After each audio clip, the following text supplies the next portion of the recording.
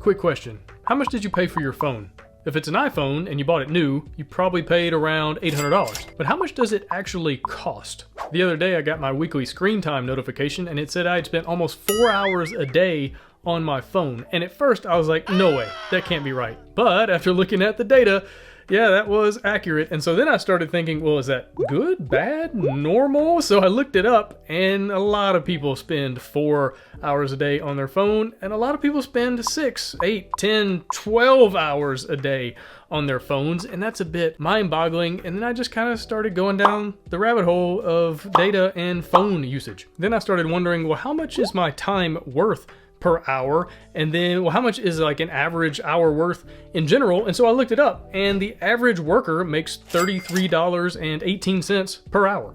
So at that rate, 4 hours a day would be worth $132.72, which means a year's worth of time would be valued at $48,442.80.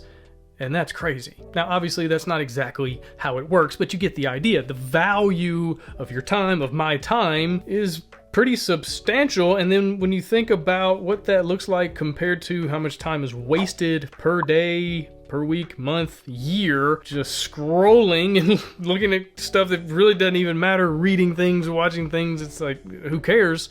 That's a lot. And even if I'm half wrong, that's still $24,000 worth of value. And so the question becomes, well, how could I use that time valuably? How could I use that time in a way that actually brings value to my life? And even if it's not 48 grand worth, even if it's just part of that, if I could turn that time into learning a useful skill or working on my business or hanging out with my family, literally anything more valuable than just scrolling, you have to think would be a better use of that time. And so after that notification, I drastically changed my phone usage, and now it's down to like an hour and a half or around 2 hours per day on my phone. And a lot of times it's for things that are actually productive, not just scrolling social media or reading random news articles. But there was just something about putting an actual dollar amount on the time that made it click. I had tried to do things before and always failed, but just looking at the money of it, the literal value